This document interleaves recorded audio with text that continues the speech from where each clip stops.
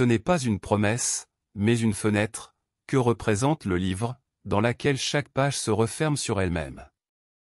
Il ne fait pas que demander, il se rend également disponible et, en même temps, distribue et offre des pièces et des clés tout au long de son étendue. Comme cela a été répété à de nombreuses reprises, rien ni personne n'a l'obligation de le lire, cependant, il sera toujours là où il a toujours été, comme soutien pour celui qui, même brièvement, entrevoit l'éveil et échappe aux mots, phrases et textes beaux et bien formulés, mais vides. À ce stade, le livre est pratique et simple, et ne cherche pas à plaire, car il n'est ni prose ni vers, il ressemble davantage à la plus simple des recettes de laboratoire. Une recette qui décrit les propriétés des matériaux, identifie les poids et les mesures, les résultats et leurs usages, et traite des fours, de la gradation des feux, et du laboratoire lui-même. Le livre inspire le texte qui dit que de merveilleuses adaptations seront faites, à travers ce qui est donné ici comme moyen.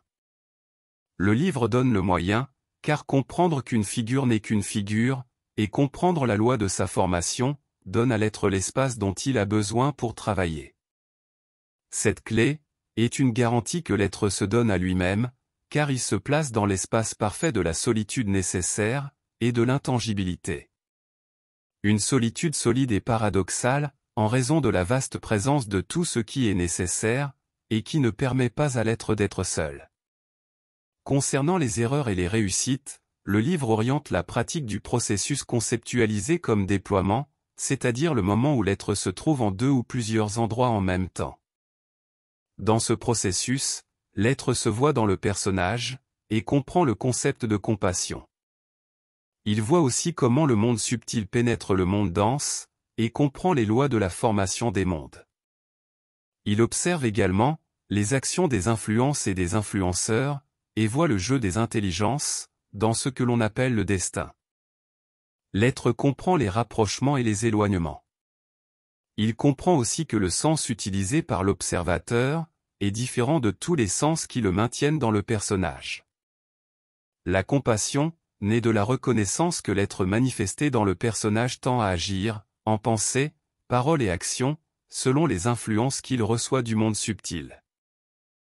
Les regrets sont le résultat de l'incompréhension dans la prise de décision, en désaccord avec les règles, les lois et les principes imposés. Cette incompréhension est due à la croyance en la possibilité de choix. Cependant, l'être a la capacité d'agir en étant le protagoniste de lui-même. Cela signifie que l'être impose au personnage son identification et son contrôle. L'action dans la manifestation peut se poursuivre, avec en parallèle des connexions conscientes au nouvel état de l'être, dans lequel de nouvelles sensations se présentent, et sont progressivement intégrées.